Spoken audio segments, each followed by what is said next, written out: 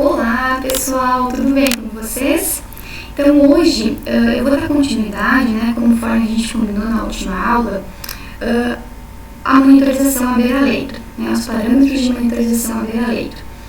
Existem alguns parâmetros, a gente tem vários, mas existem alguns deles que estão nessa parte final da nossa aula, que são parâmetros utilizados para monitorar o nosso paciente. A gente sempre vai verificar esses parâmetros após, a gente já programar o ventilador mecânico para o nosso paciente. Um deles é chamado de pausa inspiratória. O que é a pausa inspiratória? É uma manobra, na verdade, a gente, terapeuta, vai lá no ventilador mecânico e coloca a pausa inspiratória. A gente pode segurar um botãozinho de pausa inspiratória de 0,3 a 0,5 segundos para dizer para o ventilador mecânico que a gente quer fazer uma pausa durante a fase inspiratória. Essa pausa inspiratória ela vai nos dar um valor muito importante, que é a pressão que realmente está chegando no nosso alvéolo. Lembra que eu até comentei com vocês em alguns momentos até agora, que nem toda a pressão que a gente coloca vai realmente chegar lá no alvéolo do paciente, porque tem que vencer a resistência das nossas vias aéreas. Então, quando a gente faz essa manobra, na verdade, essa técnica de pausa inspiratória, ela é um parâmetro, na verdade, que serve para a gente monitorar o nosso paciente, para saber realmente qual é a pressão de distensão alveolar, certo? Nessa curva abaixo, eu consigo representar para vocês, eu só vou dar um zoom, que eu acho que fica melhor para vocês verem. Vou dar um zoom. Eu consigo representar para vocês uma curva de pressão, como se fossem as curvas lá do ventilador mecânico que a gente já viu, Curva de pressão, curva de fluxo e curva de volume. Então aqui está representado a curva de pressão no tempo. E aí a gente consegue ver a fase, o início, da inspiração. E normalmente quando termina a inspiração aqui no pico, a gente troca para a fase expiratória.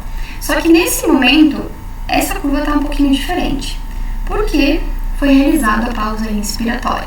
Então, observe que ocorre toda a insuflação pulmonar, ocorre o que a gente chama de pressão de pico, que é quando atinge o pico da pressão oferecida para o sistema respiratório, e aí acontece uma pausa inspiratória. Lembrando que a pausa inspiratória eu programo quanto tempo, posso lá programar no ventilador mecânico para ele fazer automaticamente todos os ciclos ventilatórios, ou eu posso fazer isso manualmente, segurando um botão de pausa inspiratória de 0,3 a 0,5 segundos.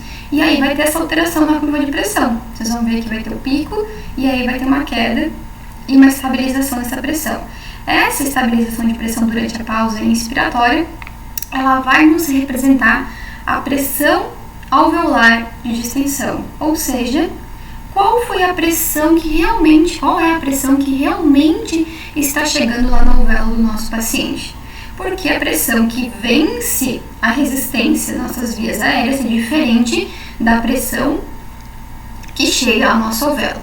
Então, a partir de agora, eu introduzo na vida de vocês, dentro do mundo da ventilação mecânica, dois termos que talvez vocês até agora não conheciam, que é a pressão de pico e a pressão platô, que a gente chama, que é a mesma coisa que pausa inspiratória. A pressão de pico, ela representa a pressão nas vias aéreas.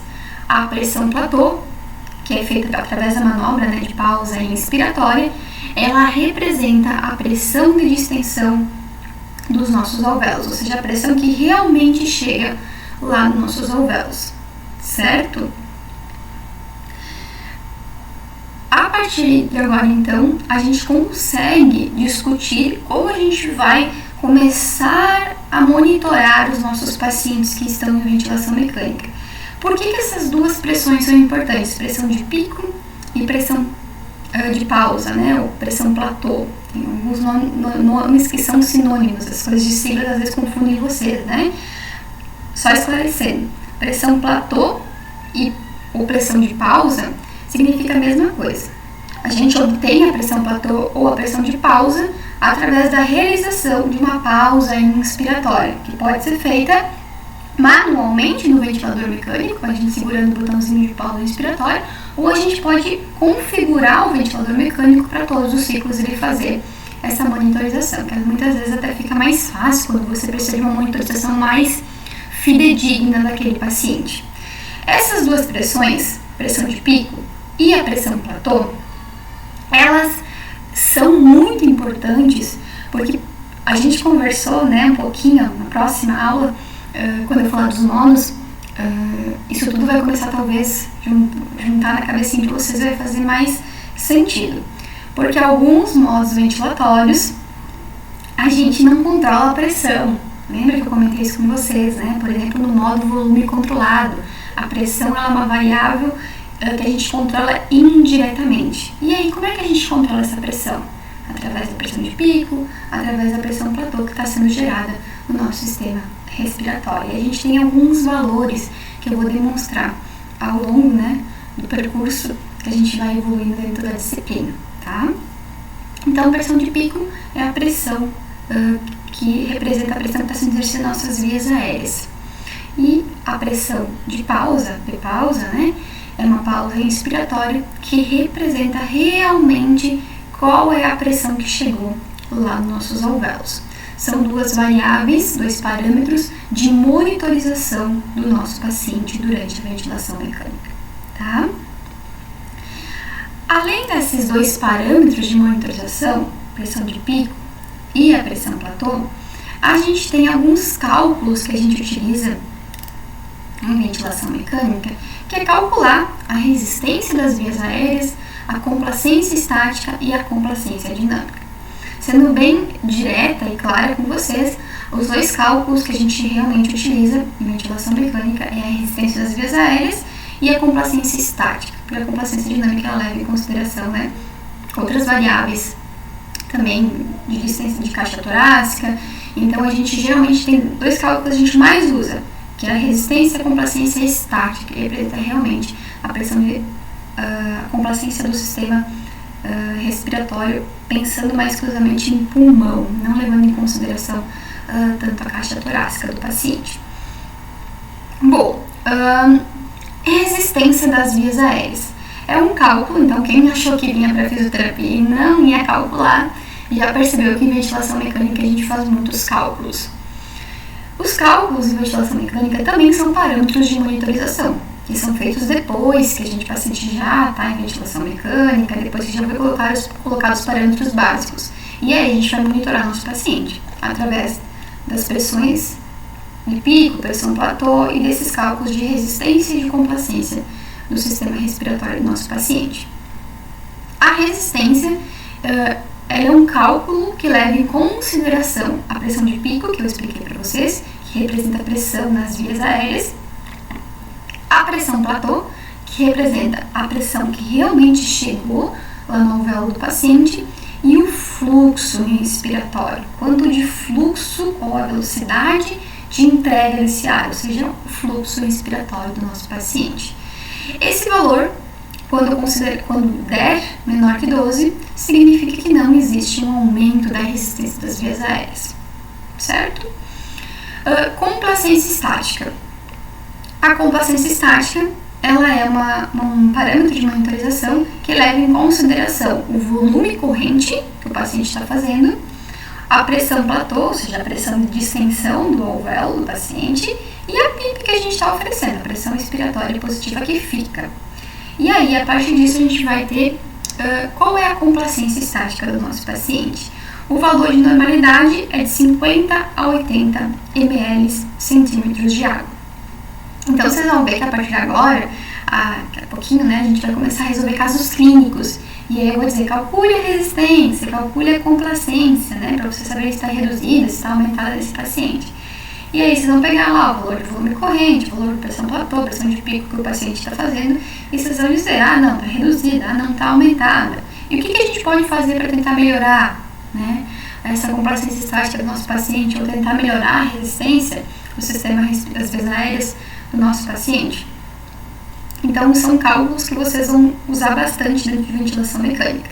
A complacência dinâmica, ela é um cálculo que leva em consideração o volume corrente, só que em vez de levar em consideração a pressão platô, a gente leva em consideração a pressão de pico, porque a complacência dinâmica, como eu falei para vocês, ela leva em consideração a resistência das nossas vias aéreas. Então, em vez de ser pressão platô, a gente leva em consideração a pressão de pico. Então, o cálculo é volume corrente dividido pela pressão de pico menos a PIP. E aí a gente vai ter a complacência dinâmica do sistema respiratório do nosso paciente. E o valor de normalidade é de 30 a 50 ml centímetros de ar. Então, cálculos que a partir de agora vocês vão ouvir falar bastante, a gente vai usar bastante essas continhas, mas vai ficar mais fácil também de vocês botarem em prática, visualizarem isso quando a gente colocar isso dentro dos casos clínicos. Aqui eu trago para vocês um exemplo de como fazer esses cálculos.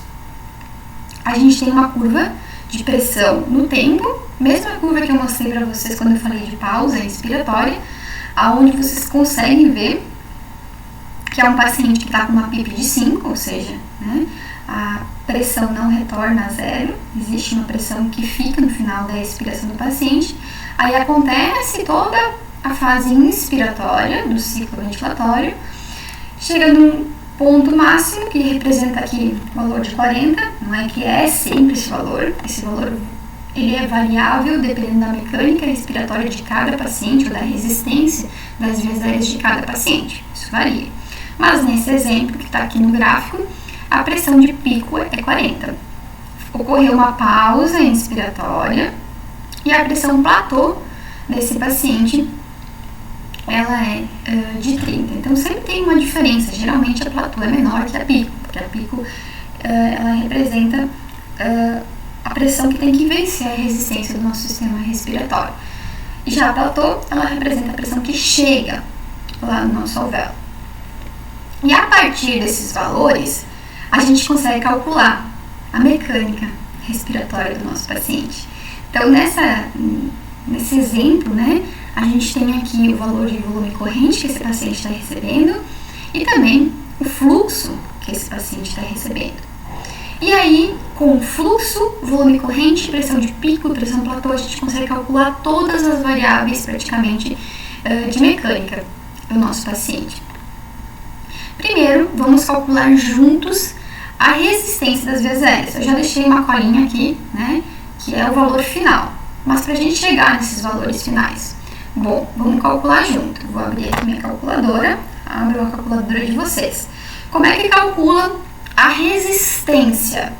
Vamos voltar para a nossa imagem anterior. A resistência é a pressão de pico menos a platô. Qual é a pico? 40. Qual é a platô? 30. Isso vai dar 10. Aí eu vou dividir pelo fluxo inspiratório. Só que observem que o fluxo inspiratório é em litros por segundo. E o valor de resistência ele é representado em menos 12 centímetros de água litros por segundo. Isso já quer nos dizer automaticamente que a gente vai ter que transformar o fluxo em litros por segundo. Se vocês olharem para cá, vocês vão ver que geralmente no ventilador mecânico está em litros por minuto. E aí a gente faz um cálculo rápido e divide o valor do fluxo por 60, né? Porque cada 60 segundos a gente tem um minuto, né? Então aqui fica muito fácil esse cálculo porque é 60 litros. O fluxo deu a coincidência de ser 60 litros por minuto. Então se eu dividir 60 por 60, eu vou ter 1 litro por segundo. Em vez de 60 litros por minuto, eu tenho 1 litro por segundo. Então um cálculo de transformação. Prof, mas se for outro valor de fluxo, for 50, o fluxo de 50 dividido por 60. Então você sempre vai dividir por 60 para transformar litros por minuto em litros por segundo. Então se fosse 50, seria 0,83 litros por segundo. Mas nosso exemplo aqui é 60 e não 50 litros por minuto. Então a gente vai pegar pico menos platô, 40 menos 30 dá 10, dividido por 1, porque a gente já transformou, né, 60 litros por minuto em litros por segundo. Então, a gente tem 1 litro por segundo. Então, 10 dividido por 1 dá 10. Então, a resistência do sistema respiratório desse paciente é 10 centímetros de água, litros por segundo. Aí a unidade é sempre litros por segundo. A unidade de resistência das vias aéreas é em litros por segundo. Esse paciente está com uma resistência de 10, ou seja, ele não tem aumento da resistência das vias aéreas. Se estiver abaixo de 12, a gente considera que a resistência está normal. Bom, o próximo cálculo é em relação à complacência estática. Complacência estática, a gente leva em consideração volume corrente, pressão platô e PIP. Vamos voltar para a nossa imagem lá. Volume corrente é 500. A platô, vou botar aqui, a platô menos PIP, né? A platô do nosso paciente é 30. 30, qual é a PIP? Aqui, ó, 5. 30 menos 5, 25. Agora eu faço 500 dividido por 25. 500 dividido por 25 dá 20. Pronto, a complacência estática do meu paciente é 20 ml centímetros de água. Se a gente voltar para o slide anterior, vocês vão ver que a complacência estática é de 50 a 80, ou seja, esse paciente em questão, ele está com redução da complacência estática, certo?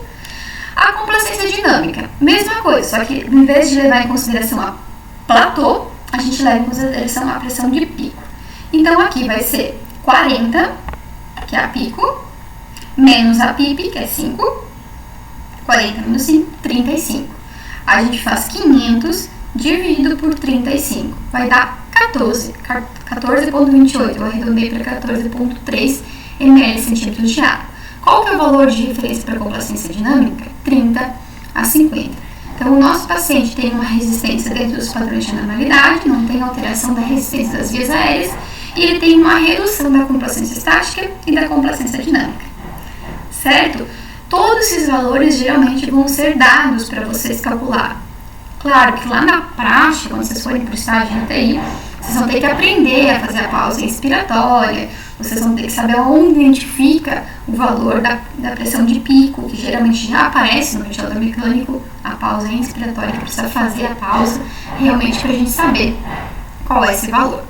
Para a gente finalizar então, as nossas considerações finais dessas aulas de parâmetros é: uma vez estabelecidos os parâmetros iniciais, como todos que a gente já conversou, qual é a PIP, qual é o volume corrente que esse paciente vai receber, qual a frequência respiratória, qual o tempo inspiratório. Então, a gente, primeira coisa, vai estabelecer os parâmetros. E aí, a partir dos parâmetros, a gente precisa monitorar a curva de volume, a curva de pressão e a curva de fluxo, para a gente ver se essas curvas estão com comportamentos normais. Verificar a saturação de pulso do nosso paciente de forma contínua. O paciente em ventilação mecânica sempre vai estar com o oxímetro.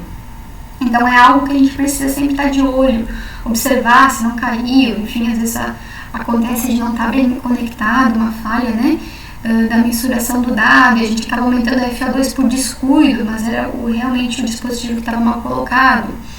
A gasometria arterial, ela deve ser feita 30 minutos, algumas literaturas trazem até 1 hora após o paciente ser entubado e estar em ventilação estável, para a gente monitorar os parâmetros de pressão arterial de oxigênio, pressão arterial de gás carbônico do nosso paciente, também de pH, né? Avaliar as possíveis repercussões hemodinâmicas dessa ventilação mecânica. Lembra que a gente falou que a PIP, por exemplo, ela pode causar repercussões hemodinâmicas. A gente tem que ter muito cuidado com essa variável para não piorar o quadro clínico do paciente. Cuidar com o nível de trabalho muscular do nosso paciente, que eu falei para vocês, né, que muitas vezes se o músculo do paciente está interferindo na ventilação mecânica, dependendo do quadro clínico do nosso paciente, isso pode piorar a ventilação, né? Ou muitas vezes, se o objetivo é retirar esse paciente da ventilação mecânica, a gente tem que tentar deixar para que ele entre realmente. Então, sempre tentar monitorar qual o nível de trabalho muscular que eu quero que o meu paciente faça agora. Eu não quero que ele interaja na ventilação mecânica, então eu vou programar para que isso não aconteça. Agora, eu quero que ele entre na ventilação mecânica, eu vou programar para que isso aconteça. Claro, né, que a gente vai programar e vai sempre observar se ele tem condições ou não tem condições de fazer isso, né? E sempre que possível, o nosso objetivo como terapeutas em ventilação, em terapia intensiva, é iniciar o mais rápido possível um modo de ventilação mais espontâneo. Porque a gente quer que o paciente saia o mais breve possível da ventilação mecânica a partir do momento que a condição clínica que levou ele a uma intubação, a ventilação mecânica, esteja em processo de resolução, em processo de melhora. Tá? Então, essa é a nossa função, né? Tentar realmente tirar esse paciente o mais cedo possível da ventilação mecânica. Claro, isso vai depender da resolução do quadro de base que levou esse paciente à ventilação mecânica. Então, muito obrigada até agora. Espero que tenha conseguido esclarecer para vocês.